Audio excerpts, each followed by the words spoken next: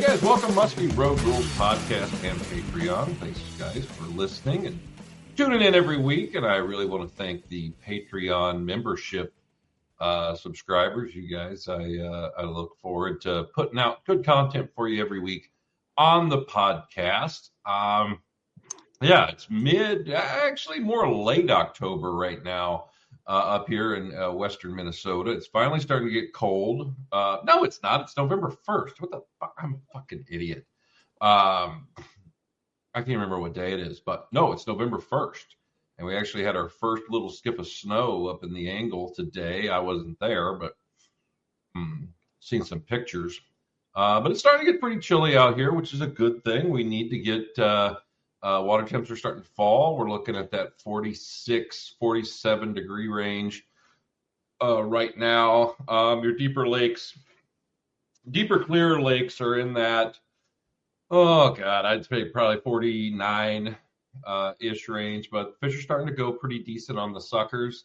If you guys are interested, the Stealth Tackle, stealthtackle.net. John Betty is selling the GT rigs. We've got a lot of those made up. And if you guys haven't tried them, it's just a neat little sucker rig that I, made years ago and been using for a long time. And now John's making them for me. And I used to make them for a few friends, and now anybody can get them. But they're a good rig, especially for the bigger suckers.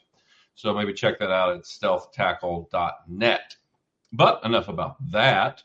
Got a new guy on the podcast here tonight, someone that I think you guys are going to want to meet, and we're going to have a nice little conversation here. I got Taylor Flannery from Musky Guaranteed Guide Service over in the Vilas, Oneida County area. He had to get in his truck and drive all over hell to find service so we can do this, and hopefully it'll turn out good for us. But, Taylor, how you doing, bud? I'm doing good. Put the kids to bed, got on the phone, ready to talk some muskies. It's always a good time. Yeah. Well, good deal. So kind of give me the lay of the land, kind of first off, how'd you get into musky fishing and what got you going on this? Well, to be honest with you, I absolutely hated musky fishing when I was a young kid. Smart. I would, Smart. Yep. I would go out with my brother or whatever, and I mean, we didn't have any kind of know-how of what we were doing. We would cast shallow weed beds and just visual stuff, and we just, cast into cast because we love fishing. And I would always throw just a spinner bait and try to catch pike or a suic, and you'd catch pike and have a shot at a muskie kind of thing. And it wasn't until I had one. Probably about a 42, just boat side, absolutely crush a 9-inch suic and just come flying out of the water. And that was the time that I was like, yep, this is all I want to do. Absolutely fell in love with them. And that's when I really dove deep into wanting to know, everything about them and the ins and outs of how to catch them all the time and just be efficient on the water. So that's really when I really started, getting into it and really reading up on it and noticing all the small things that make you who you are today as an angler, so. Sure. Yep. So how old were you when you caught your first one? I want to say, well, my first one was probably when I was like 9. Oh, wow. Caught one on a little French spinner, just fishing for northerns. We were out with an older guy just trying to get some northerns to put in a pickle jar, and caught one on a little inch long, meps or whatever. And but my first one actually targeting him, I had to be probably 14, something like that. And that was it for me. It's game over then. So I think everybody's got that one story that really is the time or turning point when they went nuts. So sure. No, I get it. That's pretty awesome. What lake did you get your first one on? That was Enterprise Lake, right in Elko. It's just a little tiny body of water, easy to fish. It's nothing special. I mean, it's a kind of a numbers lake now. You do get some nicer fish in there now, but I mean nothing to write home about. But it's got sentimental value to me anyhow. Sure. No, I totally get it. And let's talk about kind of how the year is going. Where are you in your season now? Are you still out fishing, or kind of how's it looking for you, considering it is getting late in the year? But I'm assuming your water temps over there, kind of like over here, they're not. You're not worried about freezing anytime soon. No, we had like 47 on the darker, smaller bodies of water, and like 50 to 51 on the clearer bodies. So, no, there's a lot of fishing left for those that want to get out and do it.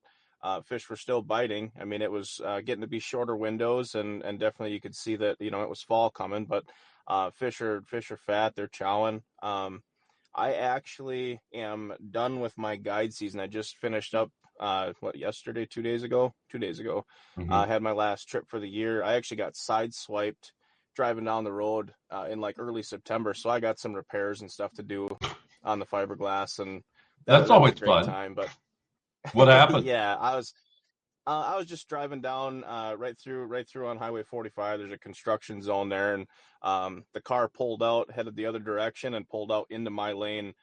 Hit the front fender of the truck all the way down the whole side of the truck and all the way down the whole side of the boat trailer. So, um, Ugh. yeah, I got a little bit of repairs to do for the off season here.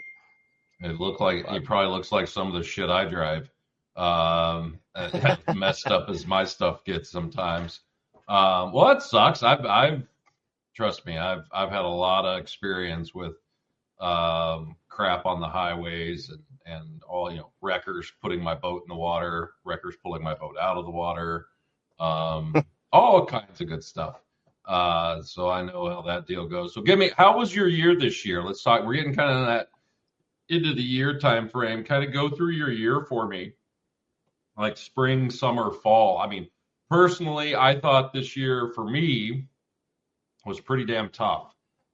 We had we had some good days. Don't get me wrong. You always have good days. I look at stuff as I look into stuff as consistency, and we had some really tough streaks this year. We had some really good ones, but we had some more tough ones than I like, and it wasn't as consistent as I was hoping for. So, how was it for you? honestly, this has been my best season that I have had so far. It started off hot and heavy, right? We were probably, I'd say, 3 weeks ahead when we started our season Memorial Weekend. With the spawn had already been through, and those fish were actually already out of the spawning bays, and they were out chasing perch around on the mud and whatnot. So those of us that figured that out, we're on a pretty steady bite, over like a 12 to 14 foot mud flat, kind of on a cast or two length off of the weed line, that everybody was so accustomed to fishing that time of year. But yeah, we started off, we were having 4 or 5 fish days, pretty regularly. And then it did kind of simmer down a little bit. I want to say like the end of June, we had, that period with the bug hatch, and I'm a caster pretty much strictly. I am dabbling into trolling a little bit, trying to learn that, trying to get efficient at that. But as far as the casting bite goes, that bug hatch, you got certain lakes that you can really get on a good casting bite, where it's, everything is condensed into one area. Um, but it was definitely a little bit tougher during that time frame. And How then once you get let, into let me ask you something here. How those fish that you were getting early, how were you targeting them? I mean, I don't need to know secrets or anything like that, but you were getting them casting, I assume.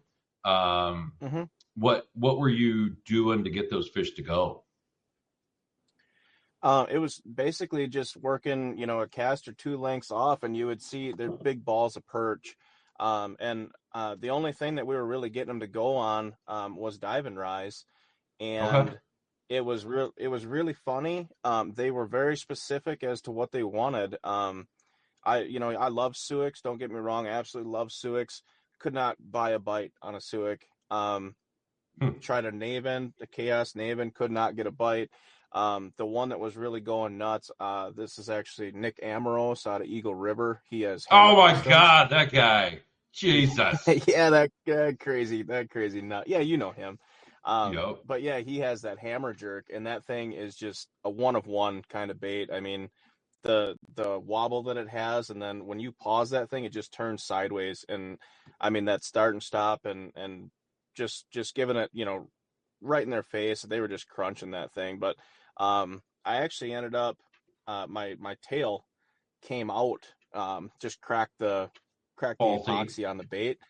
faulty Yeah, lure. faulty crap baits that Nick makes, but Hmm. um he I sent it over to him just to get it fixed up or whatever, because I didn't want it to blow out the whole bait. And that was it's kind of funny because that was one time that um I, for whatever reason, I felt lost in my own boat. I didn't know what I should be throwing because there's nothing else that really has that same action as what that bait does. But I Sure. did settle on that Pandemonium SRJ, that in the 8-inch Yep. size. Yep. Um, Yep. Yep. and that's got that nice belly roll, nice wobble, and it hangs just that little bit longer. And those fish started crushing that. And of course, I mean, like a white belly perch, and that was perfect for what I was doing out there. But um, that bite lasted probably 3 weeks.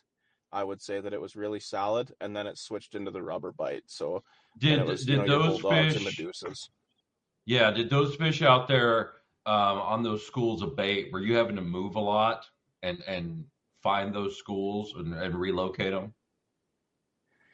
Not so much, because the areas I was fishing were kind of like neck down areas between where like weeds on both sides of a bay, Yep. where you would get that mud out in the middle of that bay, and it was kind of a neck down right there. So everything was really bunched up into, those particular spots. So throughout the lakes and stuff, we were kind of, hopping around spot to spot. But once you found a concentration, that's where majority of the fish that were actually actively feeding were hanging out. Sure. Sure. No, I totally get that. That's cool. That's a neat bite. Sounds like a cool thing. Fish seem to be now those baits like Nick's bait and the SRJ. Um, what kind of depths do you think you were getting with those? I'd tell you probably 3 foot down fishing, Okay. 10, anything from 10 to 13, 14 foot. So, and most of those fish are somewhat suspended or just off the bottom anyway. So, I mean, you're only a kick of the tail away, even though you're 3 foot down in the water column. Sure. No, no, no. I totally get that, and both those baits do offer side to side wiggle or shake Mm-hmm. to them as well. So there's more water displacement and all that good jazz. So no, that's cool, man. That's a neat bite. I like the thought of that. And then go on. You were going to say something, and I interrupt you, which I will do probably more. Is somebody looking at you? Or are you in a Yeah, I'm parking getting lot, waved right? at. Yeah. You're in a parking lot right now. They're looking for, you know, hookers or something. Yeah. Yep. Um, Yep. A lot of that's lizards around here. yeah, yeah. They're horrible up there in the North Woods. Um, so how'd the rest, let's continue on into the summer. Yeah, it kicked into pretty much straight rubber after that. I mean, it was like, it's very funny how that just happens, where there's just a switch in what the fish want to what they didn't want. And yeah, it went from dive and rise to just a wall where they would not touch it, and then jumped right over into rubber, and that was on fire, from like that, I'd say, third week of June, um, through, I mean, really through July and August. That was phenomenal. I'm a big rubber fan. That's what I throw majority of the time. I mean, Hmm. you can't really beat it. But um, yeah, that was a good bite. And it's, once you hit like that July 4th is actually one of my biggest like weeks or whatever for like a big fish around this area. I'm not sure if that goes hand in hand with what you see or not, but usually my biggest fish of the season, not weight wise, but length wise, usually comes during that time frame. I'm not Hmm. sure if those big fish are recuperated and they're just now starting to suck back to the weed lines or whatnot, but that seems to be a really good time frame for a nice bite. And then everything's stabilized, that time of year from, you know, July 4th all the way through until like that second week of September. That's pretty much all fishing the same kind of stuff. cast length off the structure, kind of your classic musky stuff. So But then, when you're doing that, the soft plastic, the rubber stuff, is a lot of your, and I'm sure this all changes, but I know I get questions from guys a lot about, fishing rubber and how do you do this, and how do you do that, and the the one thing is are you making contact with the structure a lot of times with the rubber? Like, are you trying to hit the weeds or stay just above the weeds? And are you working baits? When you're working a bait, are you working it to the side or you do more up pulls? What's kind of a standard deal for you? yeah, that's if I am fishing in weeds, generally I'm gonna take a Medusa first of all. That's just, I mean, it actually runs a little bit better. I feel through weeds, you got a little bit, less hang or more hang time. You can really Mm-hmm. rip that round head through those weeds and rip them apart. So, get down into the weeds when you rip. I mean, you're slack line ripping to get that bait to kind of shoot, side to side and dart, and then obviously giving it a little bit of time for that head to fall, which putting like a half ounce weight on even a mid Medusa really helps with that, as far as getting it to hop side to side and with that head drop. But when you can see the weeds ripping up, in your path, you're doing it right through weed beds. But generally fishing like rock bars, which Pelican Lake is my home water. That's actually got a lot of main lake rock structure in it, which I absolutely love. I would prefer rock over weeds, which I think I'm different in that aspect than most people in our area because they're used to fishing a lot of weeds. But I don't generally like to tick on the rocks, but I do walk that bait down the contour as I'm coming back Mm-hmm. to the boat, if that makes sense. You see your side No, images yeah, 80 feet or whatever to the left, and work that bait accordingly to kind of keep it in that strike zone for longer. But generally, it is that slack line rip. That time of year, it is a faster pace, very short, quick, snappy pops to get that bait to work side to side. And then I have noticed too that when you come into the boat, you're better off to let that bait drop a little bit and then quick, like 3 up rips right to the boat versus getting that fish boat side on rubber. Generally, you will, get more strikes that way than actually figure eighting a fish on rubber. do you find yourself adding more weight to baits in the summertime so you can work them faster? Yeah, a little bit. That's definitely a thing. Mm-hmm. I will say, like I did. I don't know if you've seen the swim fins from Bam Bam Bait Company out of Pennsylvania. Yeah. Those were absolutely on fire this year, but those actually come weighted extra heavy in the head right from the get go. So those are Mm-hmm. actually really nice baits for that time of year, and they just crushed fish for me. So that was a really good one. But I did actually add like an ounce weight, like a Chaos Deep Threat, on that Mm-hmm. front hook hanger and get it down a little bit too. But didn't change the action whatsoever, that lure.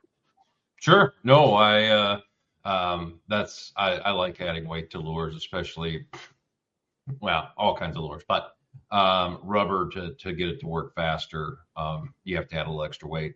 And now we're in the age of, all, innovations, chaos, um, Bam Bam.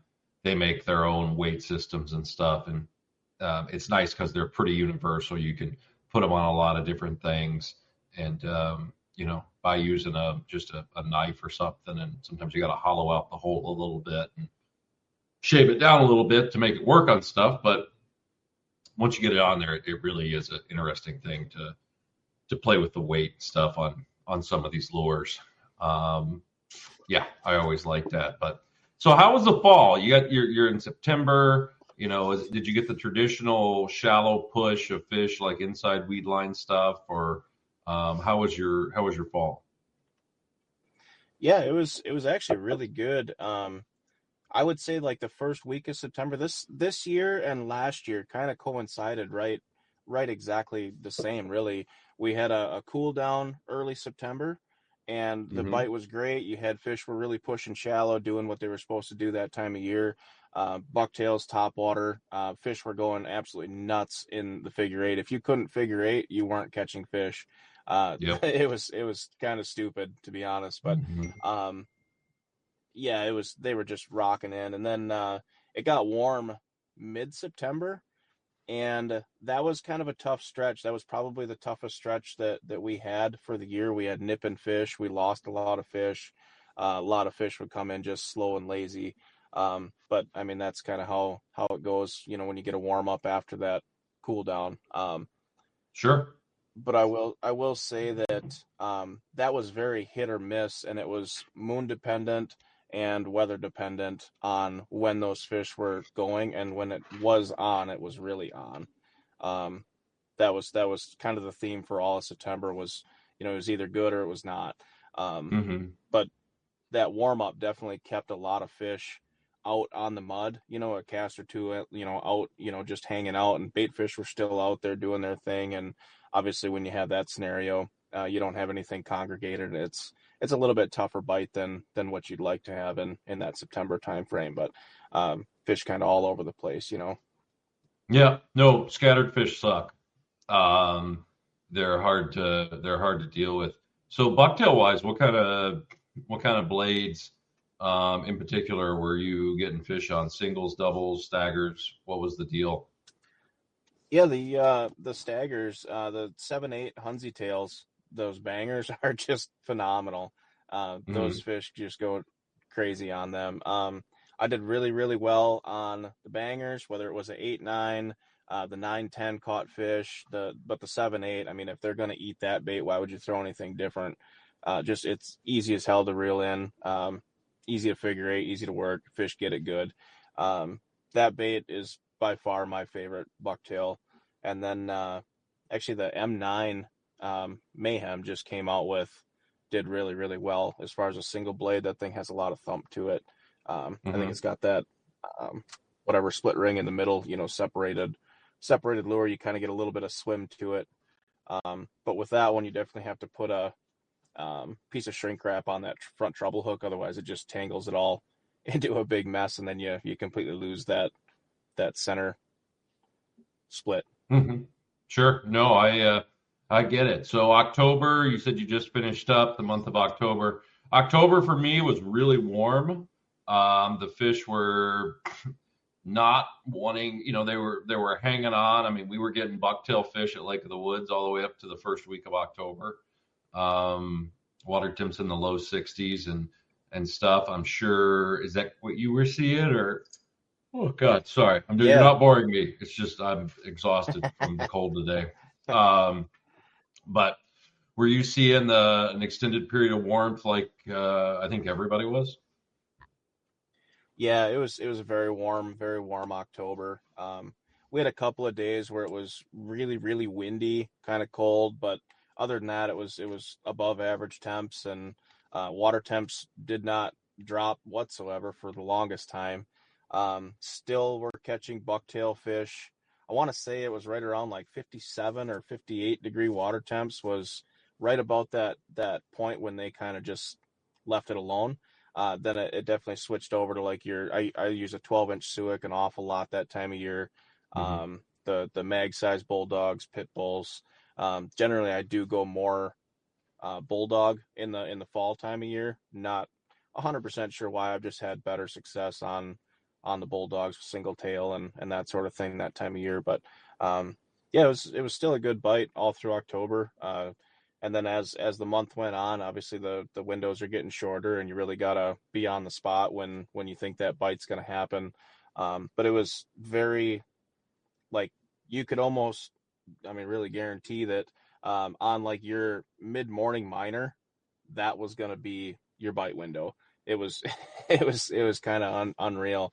But you'd fish through that, you'd catch a fish, see a fish, whatever it may be, and then you'd go through it, and then I mean it was just done. You'd have your major coming up, and I actually fished with Gus Manty the one day, and we got through that minor. We'd caught a nice fish, and he lost a nice one, and seen a couple others, and um, we were right on our major then after that, and we both sat down. We're like, well, it's lunchtime. We just, both of us had been on kind of the same bite, and we both knew that it was done at that point. So it's kind of interesting how you can follow those bites for a week or week and a half, kind of follow that minor or major, whatever they're going on. They're usually stuck to it. Sure. What so this year, what would be a couple of things that you learned this year you think that were really like, you know what, that you hadn't really done as much, or if there was anything, um, what were a couple things that you really learned on the water this year? Honestly, I would say that early season bite, because I've always been one that, I mean, you can go and grind out a fish in the weeds early season, and really no matter what the water temps are, there's still fish up there and doing stuff. But that bite was just phenomenal, and um, I I had never really hit it that well. I mean, I've been on that same bite, but it hasn't quite been like that. And I think that I was really able to dial that one in and get it, pretty precise as to, when we were going to get eaten and where we were going to get eaten. And it was almost like, I mean, I want to say that the bait fish, was a big part of it, but uh, it was almost like on certain spots, even being outside of those weed beds, they still kind of stuck with those same contours, even though they were, two cast lengths, you want to say 150 feet off of all that stuff. It's kind of funny how that happened there. So, like, if you had say you had a weed point coming out, and that contour on your map, the contour lines stretched off, showing that point, they followed that extension to that point, and you had to run it just like you would if you were fishing the weeds. Yeah, Is that what you're even saying? though it was, yes, yep, even though it was plain old, everything was the same at once you got out to that point, it was still almost like you were betting on a fish once you hit a certain point on that weed line, even though you were outside. Yeah, it was Mm-hmm. pretty Mm-hmm. particular that way. Yeah, no, it's pretty weird when they do that. There's a couple lakes in Minnesota that I started doing that years ago, when the contour maps, or you could actually get a map on your unit, and yeah, it's pretty wild staying that far off. And um, now, did you notice that when you're out there doing that, were you getting any follows, or was it just eating fish? No, they were crushing it. you Yeah, you had really nothing going on as far as boat side stuff. It was either they were going to go on it or they weren't. yeah. That was kind of the nature of it. Yeah, no, I get it. I get it. Normally, anytime I've ever fished that or got onto any type of pattern like that, you never see a fish. It's just you either catch them or you don't, and that's that's fine. But doing it with clients and stuff, you got to kind of keep them into the game. When they're not getting the visual reward, and hopefully it's people that got a faith in you, and you can do that, and they'll trust in you to do it, because it can be tough. I know how that game is played, and especially when you're not seeing fish, right? Yeah, it's hard to keep some. I mean, like when you get clients that have fished for a while and they understand the ball game and they know that there's windows and things are happening and whatever. But when you get somebody that's brand new to it and they have huge expectations going, with a guide, they're spending good money to go out and learn something and catch a fish and all these things. It is hard to keep them involved and just keep telling them, hey, we could have 3 hours and nothing, but when things happen, it's gonna happen, and like I'm a big one on, always showing people on, on the graphs and stuff, like this is what we're fishing, these are the bait balls, this is why we're fishing this is what we're doing. And then sometimes you'll see the muskie on side scanner, so you'd be like, see, there's one right there, like we're in them, it's just a matter of when that fish is going to fire off, we need to be on the spot and be ready to rock. Yeah, you can Yeah, always do it like you can always do it like a buddy of mine used to do when he was trying to pick up a girl, right? It was everyone in life has disappointments. I could be yours. And that's, just like a client. Everyone in life is going to be disappointed. This might be yours. yeah, Um, so that's how it works out. But well, that's cool, man. I'm glad that's a neat one right there. It's always cool to have that in your back pocket, and have confidence doing it, right? So like later in the year, if if things are just scratching your head, it's always cool to have confidence. Like, you know what, I've caught him out here. Going out here and trying this isn't just me, you know, kicking a field goal. It's you're just going out there and doing it because you do have confidence in it, and you know what to look for, and you can also apply it to different bodies of water and go at it with a good headspace. The other thing, you sent me some stuff. It looks like you do a lot of auto charting, and auto charting is pretty cool. I've been doing it a long time. The thing with auto charting for me, especially when you first get into it, and I'll ask you this. I find it extremely frustrating to auto chart, to actively see it auto chart as I'm fishing a piece of structure. When I'm trying to follow such contour lines. So I usually have mine auto charting in the background. And then when I leave the structure or if I leave the spot, I might drive over it a little bit to kind of get a little more info on it. Kind of tell people how you go about doing the auto charting stuff and why it's important. Yeah. I actually go through any new lakes or whatever that I would like to fish. I go through and I auto chart it before I ever cast a rod. I kind of figured out that it is for every 100 acres of a body of water, generally it takes an hour to auto. So if you had a 500, acre body of water, it'd be 5 hours on the water auto charting, just driving around. And you usually will be able to get a very, very good mapping of a lot of the structure that you want to fish. Starting with, like your biggest points in the lake, your biggest, flats, whether they're rocks or weeds or whatever they may be, your biggest structures in the lake, and then everything, on the outsides of that to your secondary locations that you'll see on your side scan as you're going over those other pieces. You'll see a light spot on the outside, and then you go over, you hit that and whatever. So just get everything that you'd, like to have, and you get it all dialed in. Basically do the lawnmower thing over the whole deal, and then do one pass all the way around the outside to really, really crisp it up and get all those little turns and points and whatnot in that structure. And I really base everything that I do on the water per every day on that auto chart and those maps that I've made.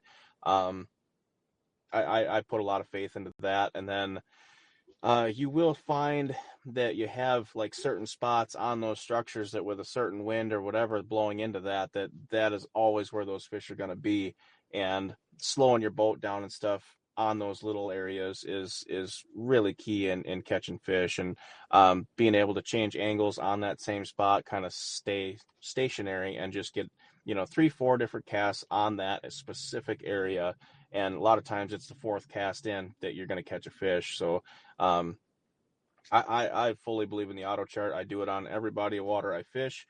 Even let's say Pelican is actually a HD map, which is high definition. It's supposed to be, crisp to the T, every 1 foot contour. It's supposed to have every little in turn, out turn, whatever it may be.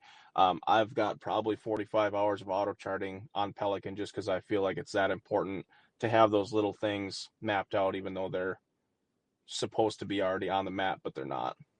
Yeah. So right here, I got up a map, an image of a hump, whether it's rock or weeds.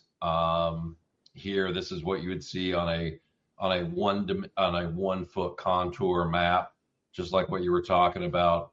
And then now I'll put up the picture of what you have actually auto charted, and I think you'll be able to see, just how different the spot actually looks from the original to what you've auto charted.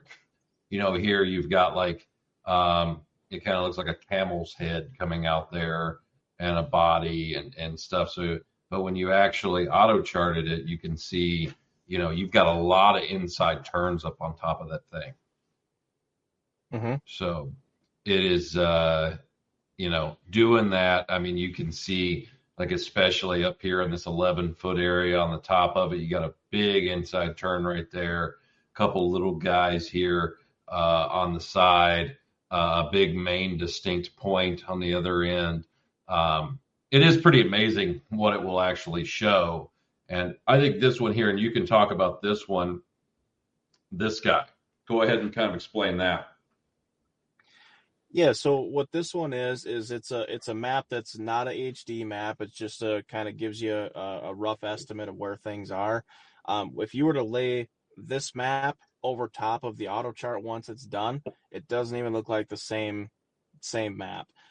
Yeah, exactly. It shows a point to the east side. It shows a nice weed hump over to the west side that are not even on the map that you're given, and then the big hump in the middle is not even close to the same shape. So if you were just going by that map specifically, you would be way off.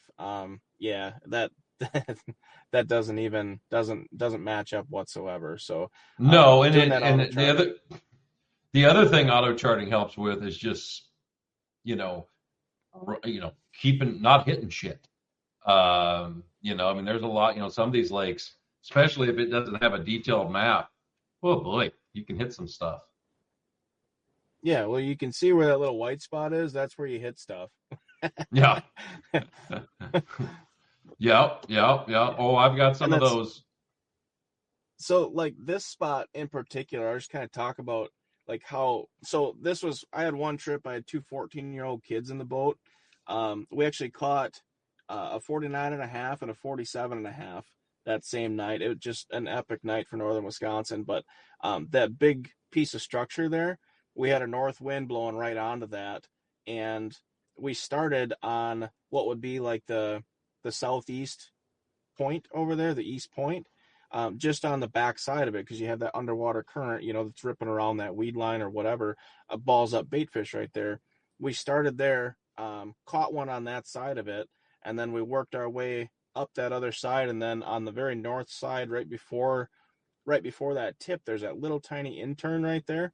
We caught the other fish right there with that wind blowing right in there, balled up the bait fish right on that weed line. Another one, I mean, that's classic, where the muskie should be. And then we actually worked right to the end of that point, and then we left.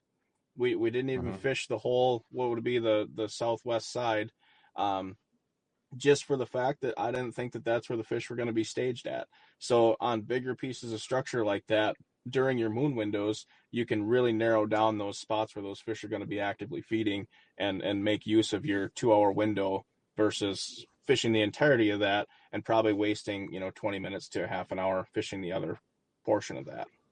Sure, sure. And even like this map here, you've got it looks like a bar of some type, whether it be a rock or weed bar Mm-hmm. that comes out. And this one's pretty detailed, right?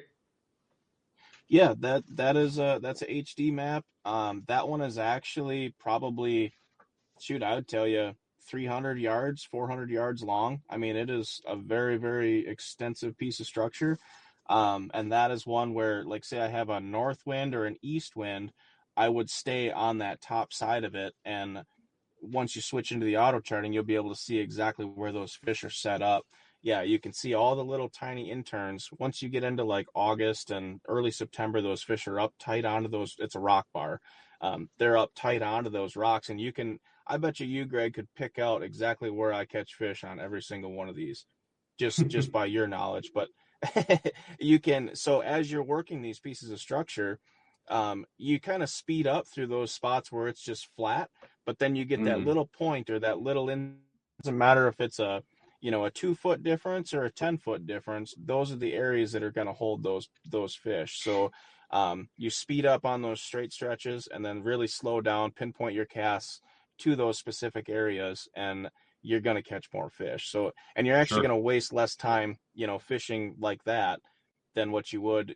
A lot of times you see boats moving through, they fish the same speed through the entire piece of the structure like it's all the same. Well, it's not. So really narrowing down those areas where there's going to be fish is definitely beneficial for you. Hmm.